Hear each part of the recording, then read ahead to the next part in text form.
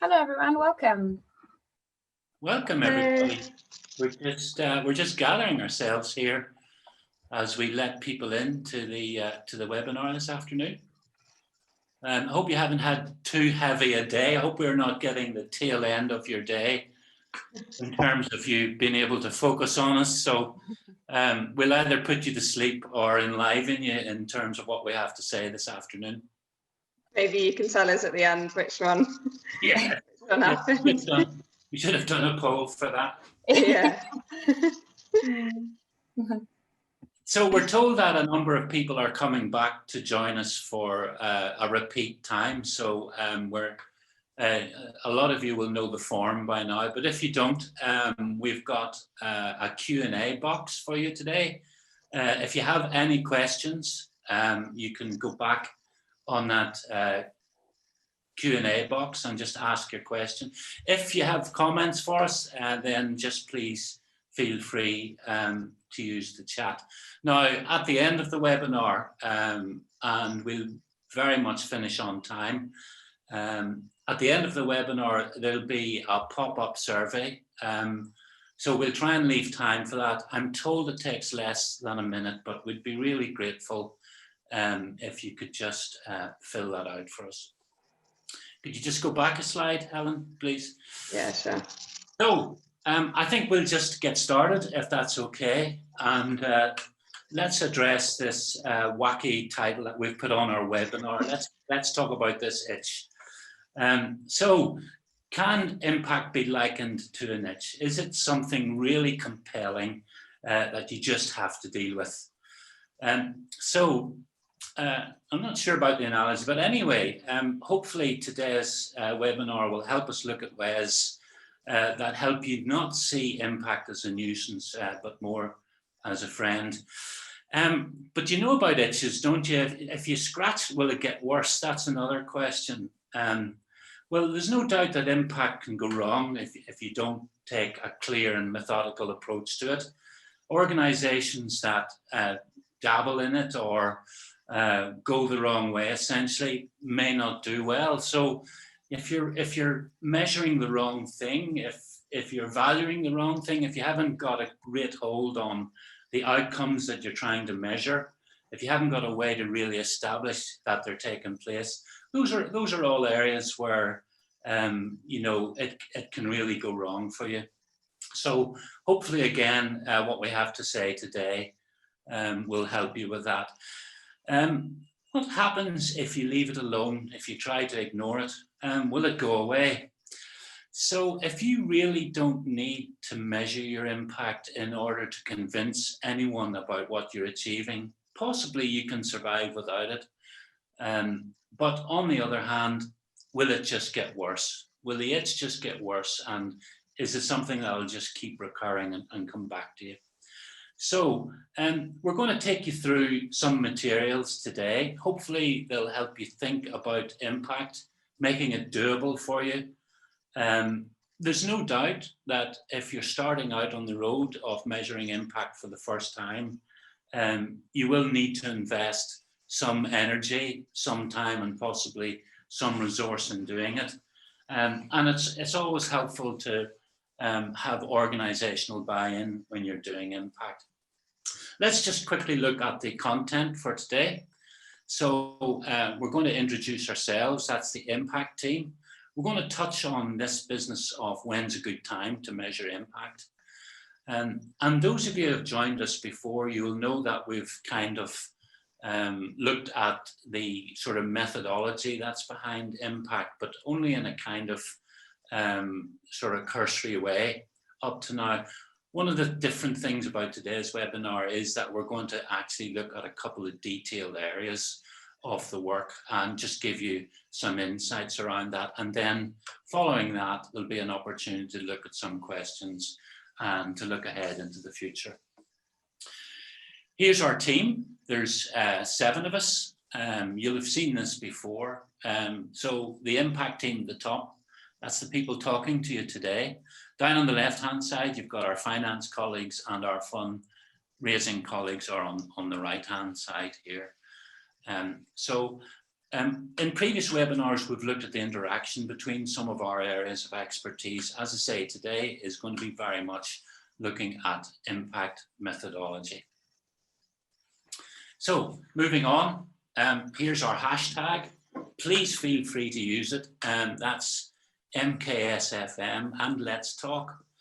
Now, particularly since March this year, we have been dealing obviously with the pandemic, and we've been trying to have conversations as part of that. So when we went into lockdown and business was looking really strange and people were worried about all sorts of aspects of their lives, we wondered what to do. And one of the things we started doing was just talking to our colleagues.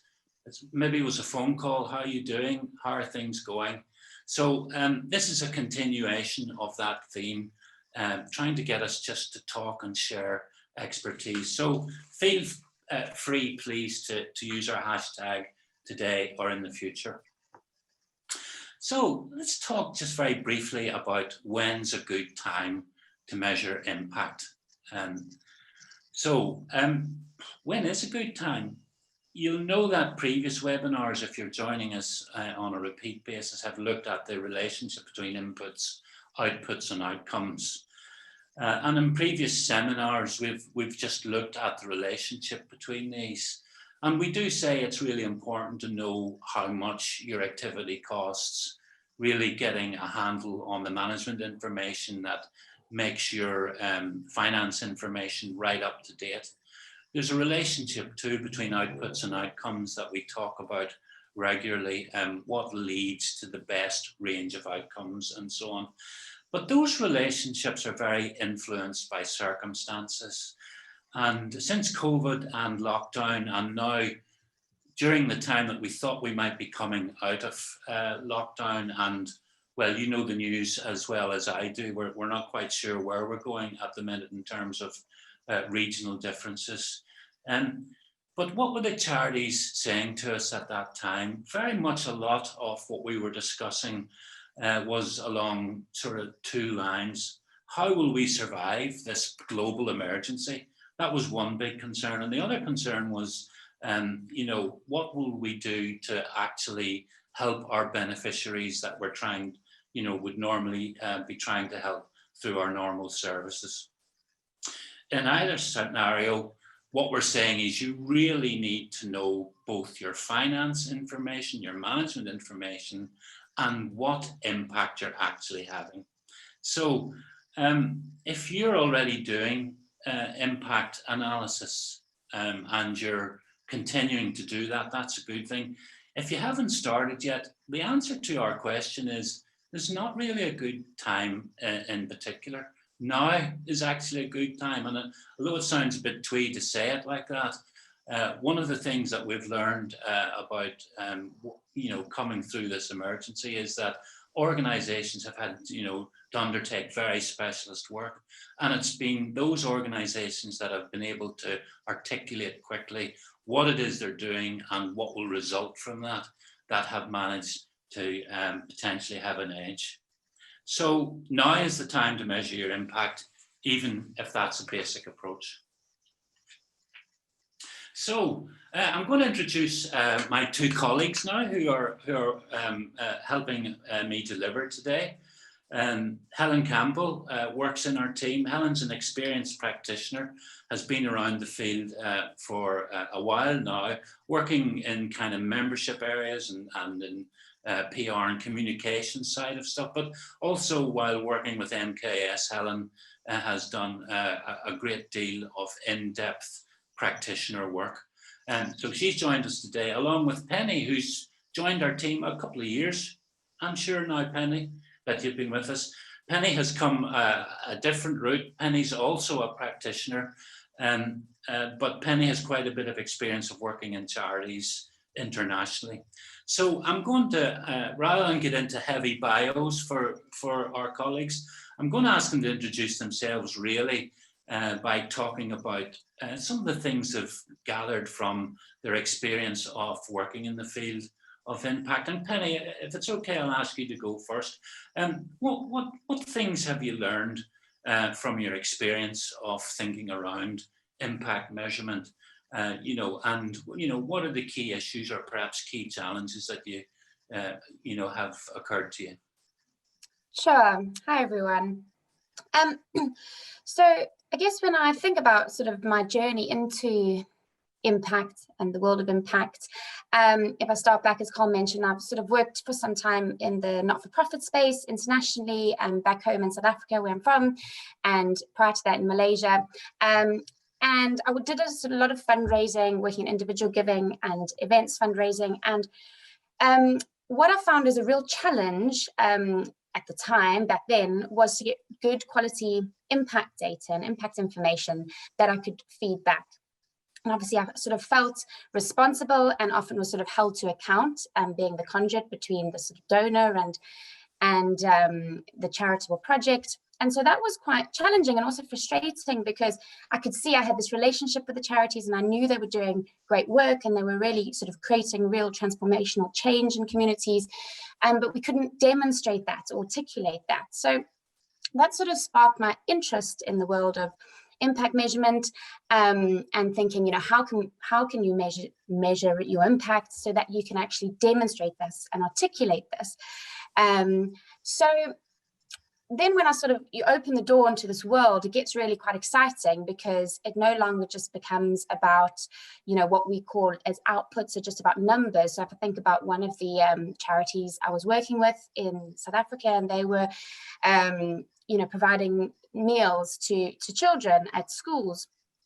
And obviously they sort of say they were feeding maybe 1,000 children a day. That's an impressive figure to, you know, to go to a funder with. But what really changes the story and completely transforms the narrative is when you think about the impact of those school meals. And so it's not just about that, but if you ask the question, how is this helping to create change? So the fact that these children are getting fed at lunchtime, they can then concentrate in the afternoon, so that's improving their academic performance. You know, they're happier. No one can be happy if you're really starving, and so there's sort of increased well-being and increased physical well-being as well as emotional well-being. And so suddenly you have this really powerful story, which is really telling, you know, talking about the actual change that the project is helping to create. So that's sort of where that got me into the field, and I've been working, as Carl said, at MKS for 2 years now. Great. Helen, you've worked for a while now in terms of working with charities and thinking about their impact measurement. The same for you. What kind of are the main things from your experience, or what kind of things do you think we could learn from in terms of maybe some of the challenges you've found? Yeah, it's a good question. Hi, everyone. Just very quickly, also wanted to say, whenever we've been discussing this webinar, when Carl starts talking about itches, it just makes me really itchy. So I hope you weren't all scratching at home then when he was introducing it. Yeah, so it's an interesting question, and my background is I kind of came from quite a scientific background. I've always identified a lot with this sort of very scientific approach, and that's definitely the way my brain works. But I've also kind of been involved in volunteering since I was very young, kind of one way or another. And I think really when I first came into impact measurement, I was kind of struck by the tensions between trying to impose quite a sort of scientific framework on something which inherently is very messy, looking at the kind of the different changes that people experience, and you know, every stakeholder that you speak to, which Penny will be talking about in a minute, will have a different story, and you know, really trying to look at things in a very sort of objective and scientific way. There is a bit of an inherent tension there, but I think my kind of experience with impact has made me realize that, I think it's a bit of a cliche, isn't it? But basically, you shouldn't try and be perfect, and really any attempts at trying to measure your impact will create reward for you, whether that's because you're empowering your stakeholders because you're really interested in what they're saying and, you know, you're open to improving your services, whether that's because you want to have a more open and transparent conversation with your funders. No matter how robust you think you'll be able to be about it, any step towards measuring your impact in general will be a kind of a step towards reaping some of the rewards to it. So yeah, even if you have a bit of a scientific tendency and you're very tempted to look at things very exactly, just try and kind of approach it with more of a kind of open and tolerant mind towards that kind of thing. Great, that's very useful sort of insight, I'm sure. If we can just move forward, Helen, on our slides. Before we get into the real detail of a couple of important aspects of impact measurement, I just want to provide a kind of an overview of what this is about. And this really is a fundamental question. And the question is, what do we give value to? And so, you know, health obviously is one of the things that I'm sure we could all agree on. And there's been quite a bit of stuff in the news recently about you know, how we use resources in the world of health. We're thinking about the use of intensive care beds at the moment and how that should be allocated to people who are suffering from COVID-19, as opposed to people with other forms of illness. But you know, there's other areas of life that we value, and whatever it is, there's a clear issue about how we account for things. So this next slide is really slightly tongue-in-cheek, but it's about who accounts for the things that we think of as important. This is just poking a bit of fun at the idea that people who work in the world of financial accountability have changed as time goes on. I mean, how long ago was it that we thought of men in bowler hats streaming into the city and out of it in the evening? Again, I guess the people who stream in are more like the guy on the right-hand side here. But this world still gets quite a high profile. And in fact, we work in a financial organization at Kingston Smith. But I think the question that we constantly ask is, does the bottom financial line account for everything that we feel is important? And, you know, what we're trying to get over here is, you know, how do we account for things in society? And what would you include in the list of things that you would want people to count because it's important to families and communities or whatever? And this is not kind of alien to the business world.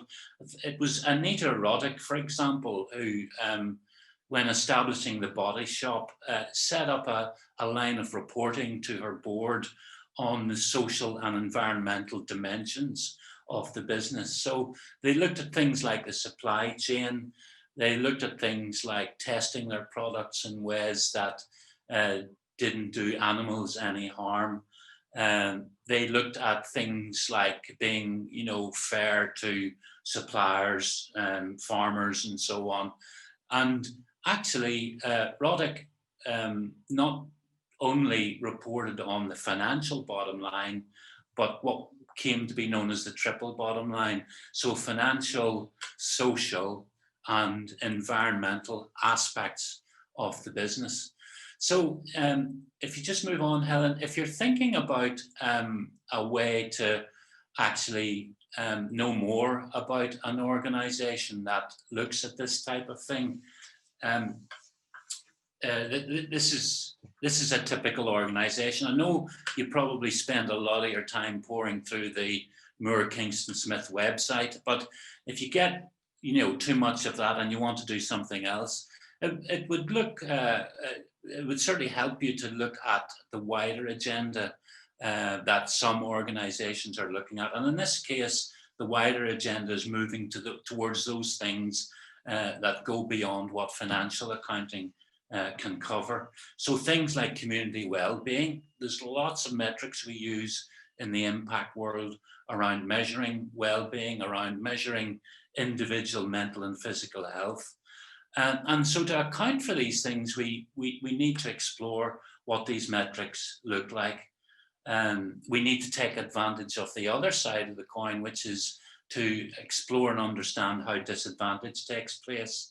you know, what causes an interruption to well-being. These are some of the areas that you could explore through the social value internal. We have to declare an interest here. Helen and I have worked for this organisation in the past, but it's a membership organisation. You can just Google SV UK or Social Value UK, and it'll give you the kind of UK version of this organisation, and there you can find lots of information about how that organisation would like to see us account for things like equality and well-being. So really, before we get into the detail now, I just want to pose a further question, and that is, what is it that you in your organisation, you know, whatever your work is about, what is it that you do to set out to change the world, and for whom? So the question we're posing here is, what is your work achieving? How do you contribute to the public good, which is what we're all meant to be about? And how do you know that you're actually achieving that? So just finally, just a word on definitions. I have a growing feeling that the charity world may be suffering from multiple definitions, and that we're losing a feel of the clarity around definitions around impact. And I think we have to be careful not to distort what impact is. And that's to do with organizations having very different views and very different definitions. So the question here is, you know, is it a plane or a fish? Are we actually blurring the actual identity of the things we're looking at? For us, impact is not just about long-term change, and there's organizations who define impact in that way. And for us, that's not the complete story. Other organizations favor a kind of a theory of change approach. Theory of change is a way of essentially looking at a kind of foresight view of what you feel you ought to be changing as a result of your work.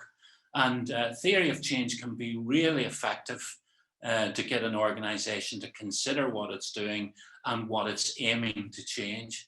One of the problems with theory of change is that it is what it says on the tin. It's a theory, it's your hypothesis. And very often organizations don't take that next crucial step of not only thinking through what they'd like to change, but actually working out whether or not they're actually making those changes. So we're supporters of a theory of a change approach, but it's much better seen in the context of actually checking out whether you're changing the things that you set out to change. So when you're thinking about a definition for your organization around impact, it's really important that you get this lined up and it's consistent throughout the organization, right from your board, right down through to the people who are delivering your services at an operational level. And here's a few questions that will help you define impact. Ask yourself, what do you actually change? That's a pretty important starting point. For whom do you make those changes? And finally, I mean, we'll touch on this a bit later, very slightly, but is all the change down to you? And that, you know, that's a really important aspect of that. Okay, we'll move on into a bit of detail, and I'm going to hand over to Penny now. Penny, you've been very much involved in our work, particularly on the stakeholder engagement side. If you're working with us in Impact at Moore Kingston Smith, one of the first things that you will come across is the whole area of thinking about how we engage with stakeholders. It's no accident that stakeholder engagement is the first of the 7 principles that guide the quality of impact reporting. So if you were working with us, as I say, Penny is one of the first people that you'd be dealing with. Penny, you've been involved in this for a while now. Give us an insight into the things that, you know, you've come across, and perhaps I think you're going to talk to us a bit about, you know, how it was when you first joined us and what's changed now as a result of working through the pandemic. Yeah, absolutely. Thanks, Carl. Hi again, everyone. As Carl mentioned, I'm going to just speak us through sort of stakeholder engagement and draw in some of the experiences and some examples of sort of some projects and work that we've done sort of pre-COVID and then during the pandemic and lockdown as well. So we're going to just pop to the next slide, thanks. So just a quick definition, so just to ground us all so we're all on the same page. Who are your stakeholders? So your stakeholders are everyone who is experiencing change because of your organization's activities. Okay, so you'll always have a main stakeholder group, but there might be other groups of people as well. So everyone who's experiencing change because of your organization's activities. I'm going to do a very quick poll.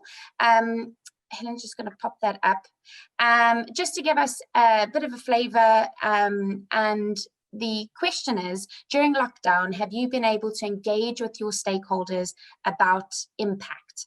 So just sort of 10, 20 seconds on that, and it'll just be interesting to see what the results are. Okay, great. I think we can end that one and share a couple more seconds. Okay, thanks. And have you shared? Great. Okay, so there hopefully you can see the results on your screen, which is quite interesting. So 30% of people say yes, they've been able to engage with stakeholders about impact during the lockdown. 57% say to a degree, and 13% say no. Okay, so that's good, interesting to know. Okay, if I just close that and pop to the next slide. So your stakeholders are everyone that is experiencing change, right? But we need to think about what change they are experiencing and how you would define who a stakeholder is. So we use the word material. So thinking about everyone who's experiencing change, everyone who's experiencing material change, you would count as a stakeholder. And material, if you've come across the word, really is sort of another word for meaningful change or significant change. And when we're thinking about change, we also think about the positives and negatives. And Helen is going to go into a bit more detail about positive and negative outcomes in her section. But if you just think about every single person that you're touching the life of, then you might have a really big, and a whole number of stakeholder groups. So we're just focusing on who's experiencing material change. And of course, when you start thinking about your stakeholders, you're naturally going to start thinking about different groups. So a project that we're working on at the moment is a charity that runs sporting events for younger children on weekends, and the three groups of stakeholders for this activity is the children. They're the main stakeholder group.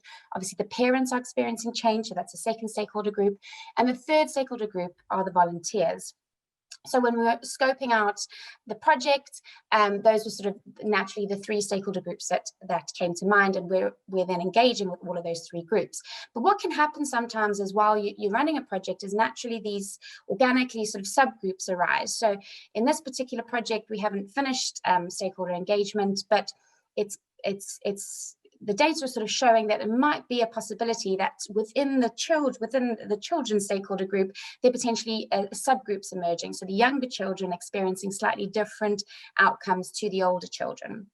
So some are obvious and some are not so much. So it's important to just sort of remain flexible. And your stakeholder groups, how do you determine them? They'll generally sort of share common characteristics. So they said could be quite obvious, like the children and parents or caregivers. But they'll largely, a stakeholder group will largely experience the same sort of outcomes to a different stakeholder groups. There might be some overlap, but that's how we'll just define stakeholder groups by the outcomes they experience. And we usually, we think about our stakeholders in terms of the people, and that's how we define it, but there can be organizations as well that are experiencing change. So a project that we were working on recently that was looking at the social impact of libraries, and we through their activities, and we found that the state, the NHS, was a stakeholder because they were experiencing material change because of the activities of the organization. Just very briefly, because the people that were taking part in the activities, the stakeholders, they were, happier, improved mental, emotional and physical well-being. They were then not going to the doctor as much, there were fewer hospital admissions, etc. So then we could count the NHS was a stakeholder group because they're experiencing positive change as a result of those activities. Just pop over to the next slide. So this slide here is really about sort of the methods around how you would get to and engage and talk to your stakeholders. And as Cole's mentioned, this is the first principle of social value. So we really, most of our work, we will do either focus groups, interviews or surveys, and often we actually do a combination of those in any project. And obviously there's pros and cons to using these three methods. And this is sort of where I'll speak a little bit about pre-COVID and now during lockdown, because obviously everything's pretty much had to go online. Before COVID, we never thought about running a focus group digitally. We were always sort of going up and down the country, going and actually meeting with people, but now we're having to run them all online. So focus groups are great because you can get a consensus, and that's really nice. You can sort of encourage and facilitate the discussion between the different participants, and you can come to a consensus around the changes and also the value of the changes, which again Helen will talk to in a minute. Interviews are really useful because obviously you can go sort of into quite a deep dive into impact, and when we're thinking about a change that happens, it's important to understand how that change comes about. So what's the causal link between the activity and the end outcome? And interviews can be really useful to sort of map that out because you've got that quality time. They're obviously more time consuming than running focus groups. They are useful for that, and also really useful for if you're dealing with sort of any sensitive information. And at the moment, they are absolutely critical to work with vulnerable people that are digitally excluded. So we've used interviews very successfully recently for a study, and that's working with the charities working with older vulnerable people who just either don't have access at all to sort of computers and online, or very seldomly. So we've run telephone interviews. So that's been really, really useful and successful, as I say. Surveys are excellent because they can get to a really sort of a much larger sample size. So a study we're working on, I think we got 150 odd responses, and you'd really struggle to do that over interviews or focus group, get 150 people to participate. But the downside of surveys is that they obviously don't allow for those open-ended questions and really getting at sort of our unintended outcomes, which again, Helen will talk to and explain in a minute. So what we quite like to do is sort of use all of these together. So you might sort of run focus groups or run some interviews, analyze that data, get some outcomes, and then push a survey out. And that can be sort of a really useful way of getting good, robust evidence. So when you're thinking about these things, obviously think about what's best for your stakeholders, and practicality is really key here. What can you do? I thought I'd just very quickly touch on a couple of our sort of tips that we've found to be useful during, just back one slide, sorry, Helen. During sort of virtual engagement versus face-to-face engagement.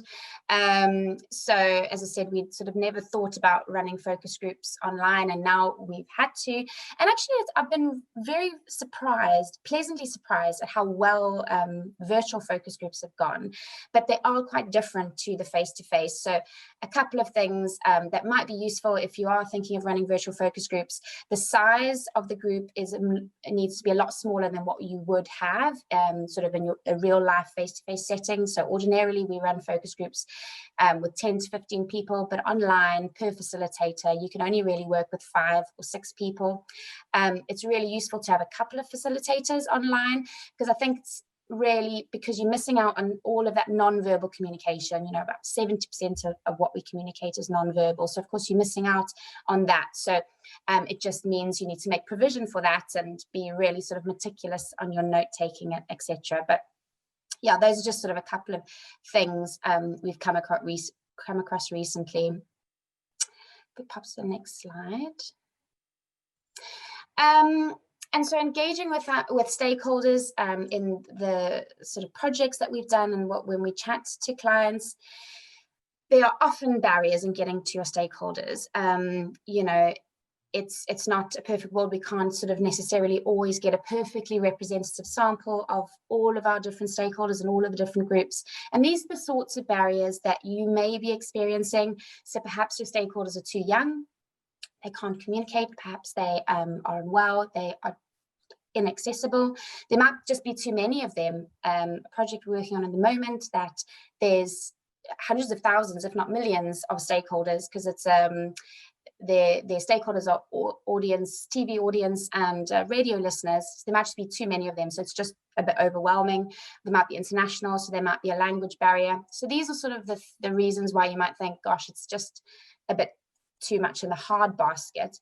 So some things we find, you know, quite useful. One is using proxies. That's usually a really useful and often, you know, a successful way to gather outcomes or change data, impact data on your stakeholders. So perhaps, you know, the parents speaking on behalf of their children, and they can speak on what they've observed, speaking to carers, and sometimes even speaking to staff as well.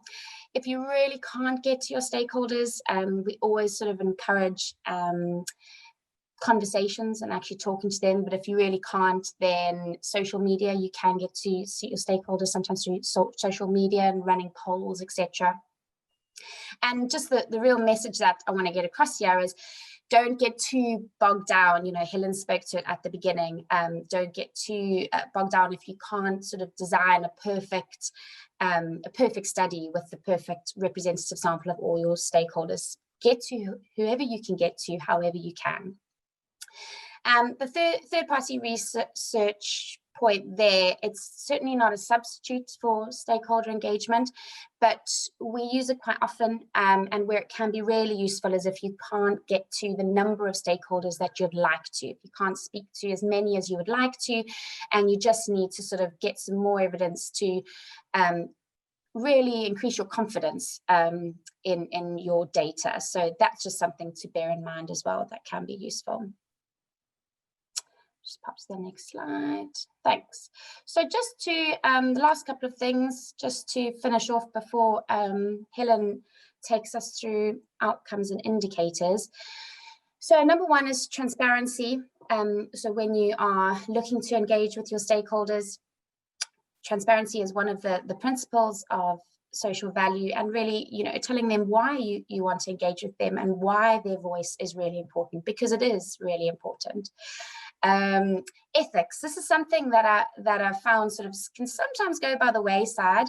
You're not doing, you know, a large scientific study, but you're still doing a piece of research. So getting consent from people and making sure, you know, that they feel safe and they know that what they're going to say to you is going to be kept confidential and certainly kept anonymous. You know, their name's not going to be splattered across the front page of some report somewhere. And those are just key things that can really just unlock those conversations as well, and help them sort of help create that safe environment. And then the last two things is to make sure you ask about changes. Carl touched on that definitely. And, you know, people often focus on outputs or give compliments, which is really nice, but not particularly useful or when it comes to measuring impact, and always ask about the counterfactual as well. So really trying to think about and understand what might have happened anyway. So that's my slides, I think, for now. Yeah, back to Carl and then Helen. Thanks, Penny. That's been really useful, I think, and great insight into some of the work we've been doing as well. Helen, Penny's kind of introduced you already. Do you want to just talk to us about outcomes? Yeah, sure. Yeah, thanks. I can already see that there's a few really good questions coming through. So I will go through this fairly quickly, but if you would like to see any of it in more detail, or if you're interested in kind of knowing more or speaking to us more, then you know, let us know in the survey. Maybe we can do a webinar specifically about that in the future. Or, you know, we're available to have a chat on the phone as well. So yeah, I'll go fairly quickly through this so we can have questions, but please do get in touch if you'd like to know a bit more. So what I'm going to talk about is particularly outcomes and changes, and both Carl and Penny have mentioned that already, and really that's because as impact practitioners and whoever wants to start measuring impact, outcomes are the real kind of golden nuggets of social value, which is what we're trying to get at. So I thought it might be helpful to just put a few different categories of outcomes up. So as you can see that we've got a 2x2 table here, and really from your point of view, there's outcomes that are positive and outcomes that are negative for the stakeholders that you're coming into contact with, and there's intended and unintended outcomes as well. So positive intended outcomes are things that hopefully you're wanting to happen, their objectives and goals, and the sort of the way that you design your services or project delivery or whatever.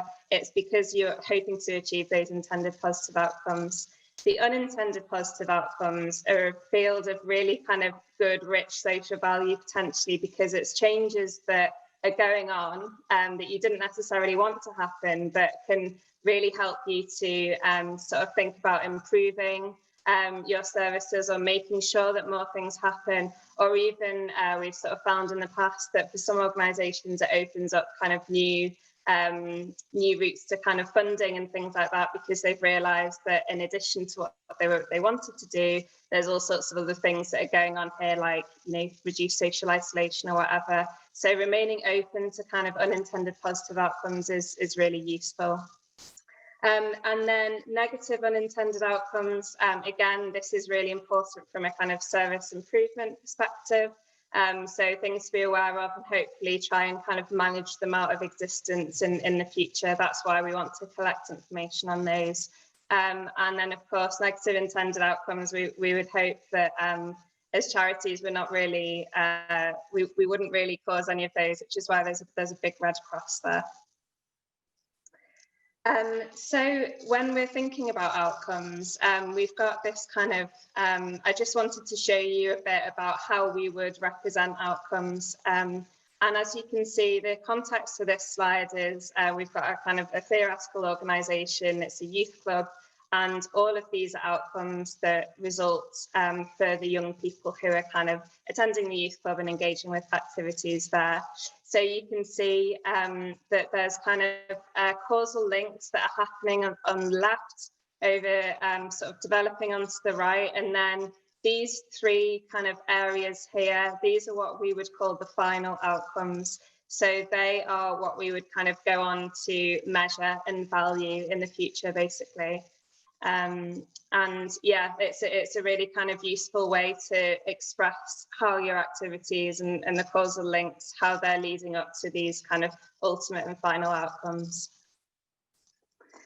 There's some kind of important areas to consider when you're thinking about outcomes. So the first is distance travelled. So what's the extent of the change for stakeholders? Are they going from a really, really low level of confidence to a really high one? Or are they going from somewhere in the middle? Were they already fairly high? Were they already fairly low? And things like that. Those are called indicators, and I'll talk about them in a second. The second area of interest is thinking about the frequency of outcomes. So how commonly experienced is this change amongst your stakeholder group? In general, we find that there's a fairly low likelihood that every single stakeholder in a group will be experiencing a particular outcome. It's more likely that maybe the majority will, but it wouldn't be 100%. And Penny sort of briefly touched on stakeholder subgroups before. And really, if within a stakeholder group, there's lots of people experiencing one set of outcomes and lots of people experiencing another set, then that's where we would kind of split them off into subgroups. But this is a kind of a really important issue to help prevent you from kind of overclaiming your impact. And then finally, value. So how important is the change for stakeholders? Which is the most important change for them, and which is the least important? So yeah, I mentioned these things called indicators, and they're basically sort of pieces of information that you can collect that will help you to understand the kind of distance travelled, the extent of change that your stakeholders are experiencing. So just a couple of examples here. We've got the Warwick Edinburgh Mental Wellbeing Scale. This is a sort of fairly well-used academic approach to measuring well-being for organisations. I've just put the short one in there, but there's a longer one. It's actually really interesting kind of looking at the questions that are there as well. You might want to kind of pick and choose them a little bit. But yeah, that's really definitely worth looking at if you're thinking about how am I going to, you know, measure the kind of mental well-being of my stakeholders before and after an intervention or anything. I would really, really recommend having a little look at that. It's very popular, that it exists in lots of different languages as well, depending on the nature of your charity. So definitely check that out if you're interested in indicators that would help you to measure the change in well-being of your stakeholders. This middle picture is really just an image with lots of kind of different styles of Likert scales on. So I'm sure you're all familiar with Likert scales. There's probably some in the post-webinar survey that we're asking you to fill out. So it's basically just a scale, and you pick kind of whether you strongly agree or not, or maybe it would be a kind of, you know, your confidence that day versus another day or whatever. And again, there's different ways to sort of represent this information depending on who you're working with and who you're kind of asking questions to.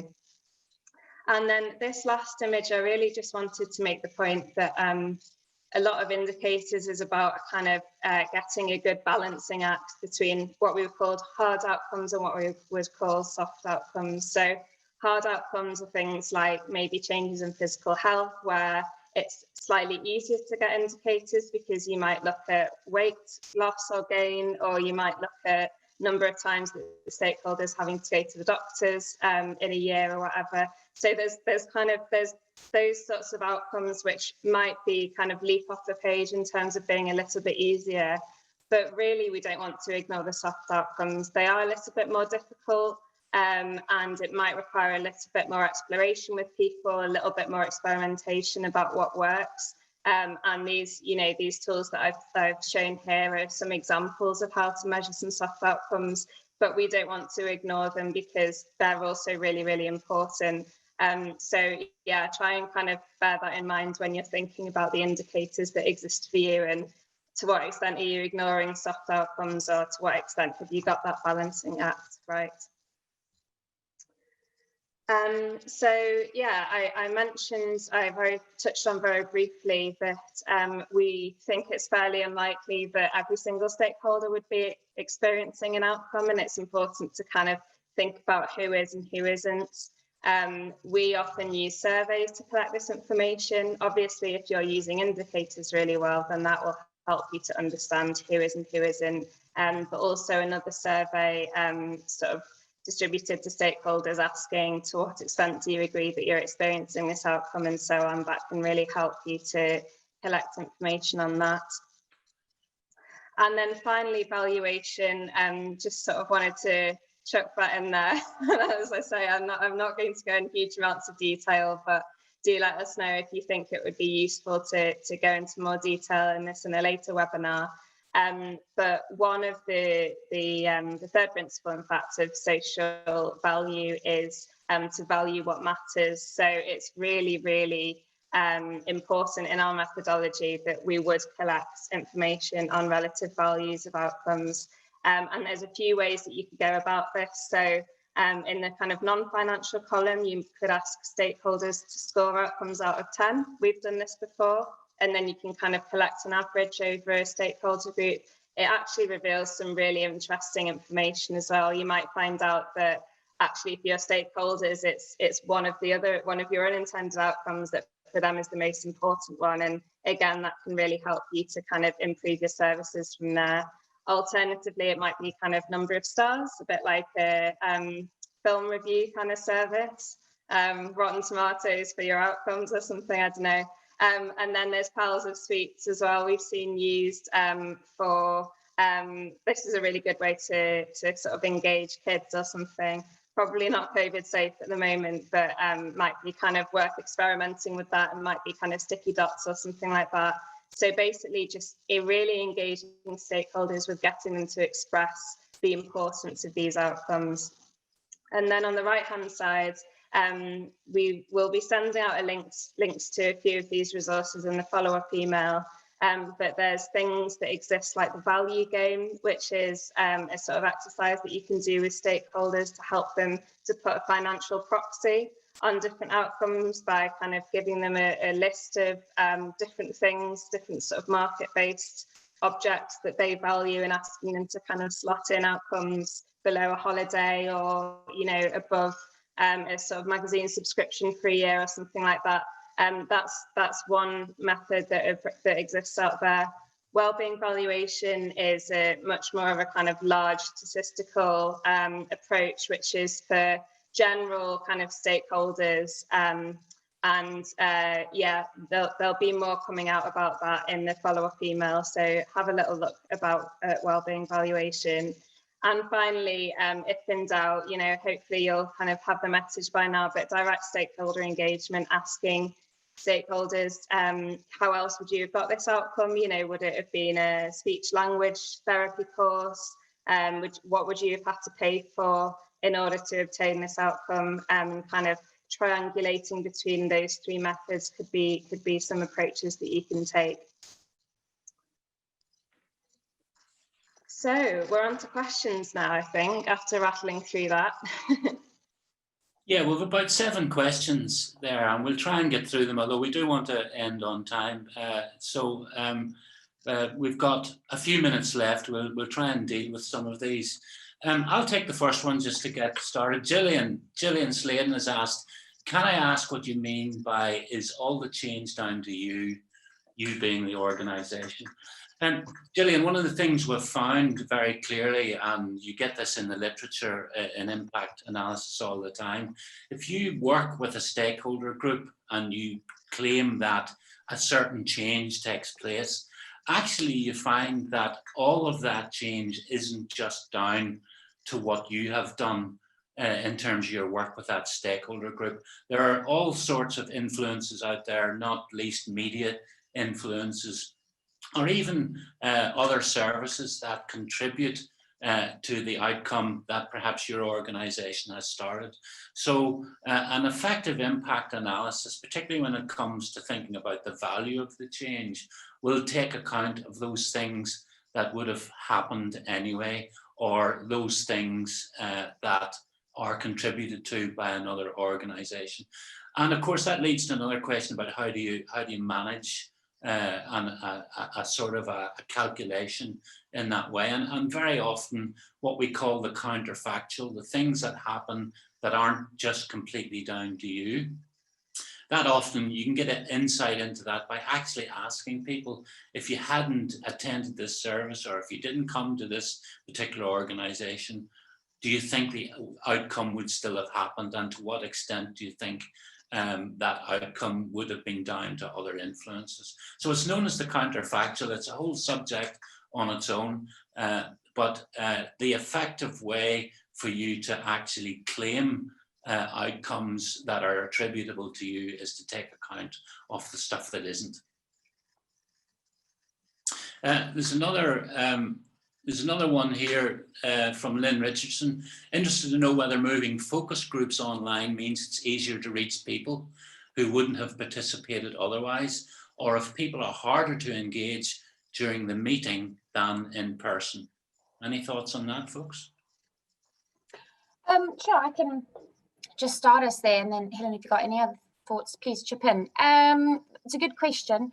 From our experience of what we've done recently, this in terms of answering the first part, which is it's easier to reach people who wouldn't have participated otherwise.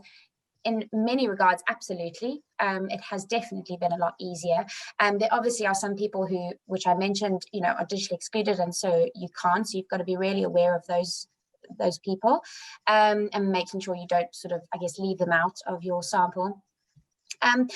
Or if people are harder to engage during the meeting than in person. And I guess my answer to that, really, my thoughts are that are people harder to engage? I've been really pleasantly surprised at how, I guess, everyone sort of got on board with Zoom and online, and so it's become a lot more natural. So it's not as hard as I expected, to be honest. The key there is really about planning it and facilitating it. It's quite different to facilitating it face to face. And some of the things I mentioned, just those sort of practical tips, I found really helped to make sure that you can really get things out of people, because of course there's that barrier that you just can't get over. So how can you work around that? So the way that you'd create a safe environment face to face is different to how you'd create it online. You know, and I guess, you know, ideally, I guess if you have to say first prize, face-to-face most of the time is probably first prize what you want to go for, but it's a really good substitute.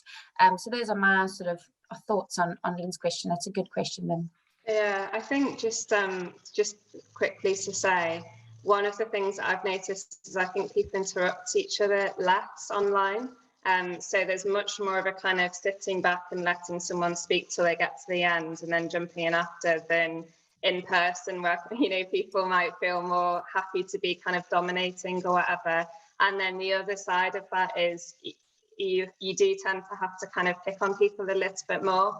Maybe in a focus group, you would be less likely to say, oh, Penny, I saw you nodding then. Can you give us a bit more about that? Because it would flow more naturally. Whereas online, you do kind of have to pick on people a bit more. But I think in that way, it can be a little bit more balanced sometimes with data, rather than dominated by people who are, you know, a bit more extrovert or like the sound of their own voice or whatever. Great. Another question, we'll move quickly on, from Rashid, who's saying, Rashid's asking, I don't understand negative unintended outcomes. Can you give an example? I just thought of one, Rashid, when you asked the question. We were doing some work well over a year ago now with some older people, and they were talking to us. These were people who were attending a kind of a fitness regime. It was dance for people, for senior citizens, but most of these people were actually well into their 70s and some over 80, and they were having a great time together. This was an arts organisation up in the northeast of England. And one of the things that some of the people talked to us about in the focus group was that for those who still were with a partner at home, a husband or a wife or a partner at home, they said it actually enhanced the relationship, because they weren't depending completely on that person for every stimulus in their life. So, you know, one of the partners going out to a dance, meeting other people, had things to come home and talk about. However, we found an unintended negative consequence, because some people reported that their partner felt a bit put out by the fact that there was this support system elsewhere. And you can imagine that that might happen for some people. So we just had to weigh up the positive things that were happening for most of the group with a few unintended negative things that were affecting the relationship at home, because, as I say, the partner was, you know, finding some sort of support system elsewhere. That was just an example that I thought of. A few more questions here before we finish. If we don't get to your question today, we'll follow up immediately with you, if that's okay. David Wiseman's asking, do you have any tips to avoid bias when formulating a focus group, i.e. people who volunteer for focus groups tend to be those with strong opinions? Sorry. I was thinking Helen and I both took a breath. You go first, Helen. I would say I think that's a really, really good question. And sometimes that's up to people who know the stakeholders well. So if you know who's likely to volunteer for them and you know who's not likely to, is there any way, any sort of incentive or any kind of personal invite that you can use to invite people who are maybe less engaged to hear from? But then the other thing is that's partly why surveys are really useful, because you can canvass opinion in a kind of more intimate focus group setting, get the sort of very positive vibes maybe that people are getting in a focus group. But then once you do the survey and you ask about extensive outcomes for the wider group or whatever, those differences tend to become a bit more apparent. So that's part of the kind of beauty of like mixed methods, is you tend to hear from different types of stakeholders using that. The only thing very quickly to add, because I know we've come to the end, is that's where sort of really giving as much information as possible we find can be really useful. So people know sort of what they're going in for, why their voice is important, why you want to talk to them, and really explaining, you know, that then people that wouldn't ordinarily volunteer might really think about it. Also, that when sort of you have a slightly smaller group, that can be more encouraging, but that sort of information can be really useful to get to engage those sort of people that would usually a little bit less likely to volunteer themselves. Aid's asking, how much priority should one place on stakeholder representation?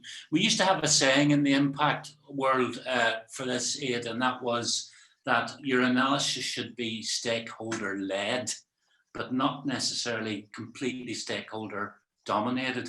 We were discovering that when we were asking stakeholders about all sorts of things, not just the outcomes that are changing for them, changing their lives in some cases, not just the value they would place on those outcomes, or the counterfactual issue that we raised earlier. You really need to be thinking that an impact practitioner will take a value judgment at some level on what they're hearing in stakeholder engagement. And it's very good practice because, as we say, it's the first principle. It's very good practice for stakeholder engagement to be taken into account a great deal when you're thinking about this sort of analysis. But sometimes, it's a case that stakeholders don't always, report something that's particularly useful. I remember speaking to a lady in Belfast, and I was asking her, well, how would you value this change? You're saying it's been, a very important difference in your life. How would you place a value on this? And all she could tell me was, well, I'd give my left arm for that. So that was a really important insight into the kind of priority she would place on that outcome, but it wasn't something I could particularly translate into a value. So, common sense obviously pertains in this situation. The answer to your question, stakeholder representation is incredibly important, but perhaps it should be stakeholder-led as opposed to completely stakeholder-dominated. Looks like it's 17:03, Carl. Okay. And we unfortunately we haven't got to a couple of questions, but we will get in touch with you after and just kind of bring those up with you. Yeah. Okay, so we're making a promise to you. If you've asked a question today and we haven't just got to it today, we promise we'll come back to you very quickly. We'll regurgitate the question back to you and we'll come up with an answer for you. So thanks very much. So we're going to sign off now. We're just going, just quickly looking ahead. There's lots coming up. I did say that we started these conversations early on during lockdown, and this has turned into a series of webinars. So there's still some things coming up that may be of interest to you. And we have undertaken a survey. Our colleagues are doing it within our team.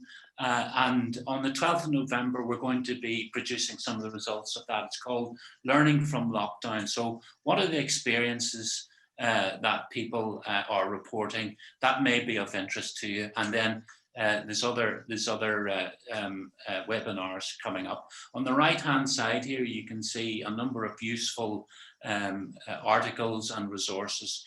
If you click on those, that will take you, if you have particular interest in the areas that are touched on there. They reflect the three sort of areas of expertise that our team represents.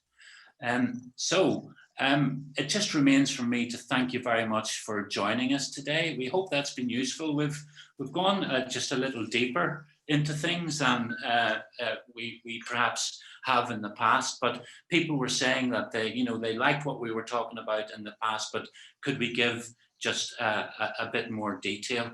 Don't forget that little pop-up survey if you can manage to do it for us. And finally, back to our title, do you ever have a niche that you get, and when you scratch it, it's just a fantastic feeling that you've managed to nail it right on the head. That's the feeling you get when you do impact analysis really well. That's a Thanks promise. for joining us. All right, thanks everyone. Thanks Enjoy the rest of everyone. the day.